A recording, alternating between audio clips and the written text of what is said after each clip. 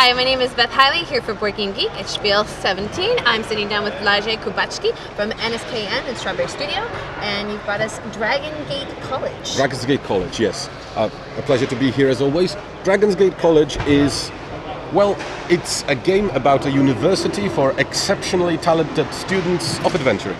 Yes! So, what we want to do, each player is a head of an apprentice house, and what you want to do is, in essence, you want as many of your students as possible to become adventurers so that you can put their careers in your trophy hall, thus having the most prestige, thus winning. So, you know, it's a little bit of the Harry Potter vibe, you know, with different houses. Although we don't only have wizards, we also have warriors and we also have rogues. Now, mechanically, the game is a dice drafting game.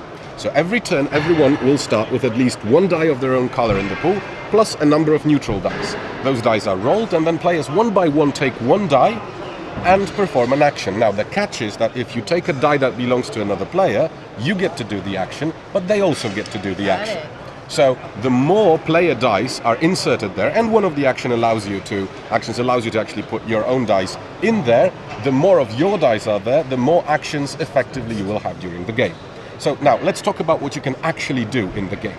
So firstly, as you can see, there is a lot going on the board.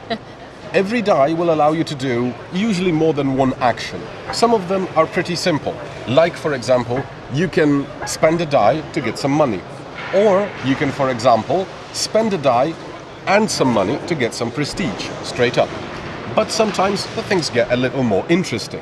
So, for example, you can recruit students, or you can hire professors. Now, you want to recruit students because the more students you have, it's going to be easier for you to make them go on quests and become something. A rogue, a wizard, or a warrior. For professors bring to your house their own abilities. But we're going to come back to that in a second when we talk about the house. What you can also do is you can invest some of your dice into the training dungeon. The farther you move into the training dungeon, the more cool things you get, and at the end you also get a pretty sweet reward if you manage to get to the end of the training dungeon. And you can also, what is most important, invest your dice into careers. And this is where I should talk a little bit about the house board. So you start with your own house board, like so. You start with, there are 3 starting professors from which you choose 2. And those 2 starting professors will determine which of your house stats will go up. Those stats are important because professors have stats, but also your students have stats. And to be able to become, for example, a wizard, a student, and this is the wizard of the 3rd level immediately, so that's a lot. A student needs 7 in their wizardry, and 3 in 2 other skills, which is brown and stealth. Now, these things, you add up what your students have, but you also add up the stats of your house. So the more facilities you have, the better professors you have, the better your students have. Now, if you could come back to the board, if you manage to actually, let's say, this student becomes a wizard.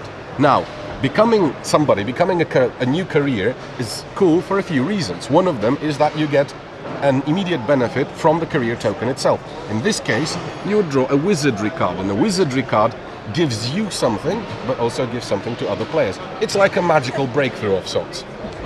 Now, secondly, you get to put this token in one of the 7 spaces on the board.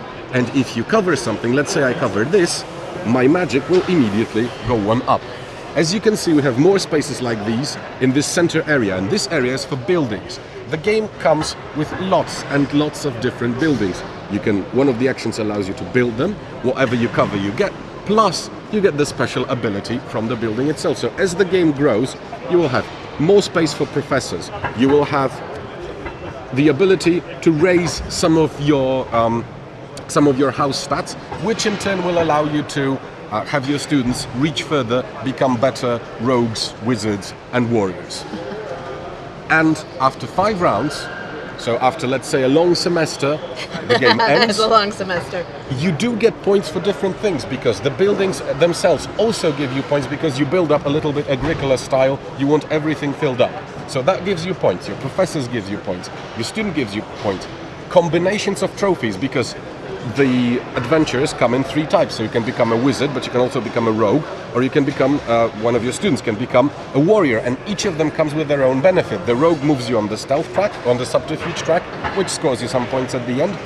The warrior sometimes allows you to move on the training dungeon, but also can score you points or give you trophies. These basically, sets of those will also score you points. So there are a lot of ways to approach this game, a lot of strategies, and altogether a lot of fun in, you know, trying to have the best students you could have at the end of the year, saying, okay, this is everything I managed to do. I build up my board, I build up my special abilities, I swapped some dice, I used some dice creatively. Now I am the best head of a student house. Do you find that a house ends up being more of a specialty of a particular type? I am a strong wizardry house versus a strong warrior house, or do you often get a blend between all 3? Well, blending a little bit is something that matters a lot in the game, especially that with higher levels you get some specific like you get extra requirements. For example, here, probably if you want to go with this scroll, probably what you want to do is you want to specialize highly in wizardry, because you need already 2 wizards in your trophy hall to be able to actually pursue any of these careers. But usually the best thing to go is to do a little bit of something and a little bit of something else. Maybe not everything, but just, you know, be aware that other players are also in the game and they may sometimes snatch the thing you wanted the most. So you can easily shift and still get a lot of points. How long would a full game take us? The full game should take about 60 minutes. Maybe it's about 60 to 90 minutes, but usually closer to the side of 60. So not a long game, but for a lot of magical learning. Definitely, but not only, you know, the art of wizardry is there, but you know, you can have warriors, you can have rogues. If you guys want to check that out, that is Dragonsgate College, which is from NSKN and Strawberry Studio. It's NSKN Games, actually, this one. Oh, that's right. And Lajay, thank you so much for letting us Thank you take a very look. much.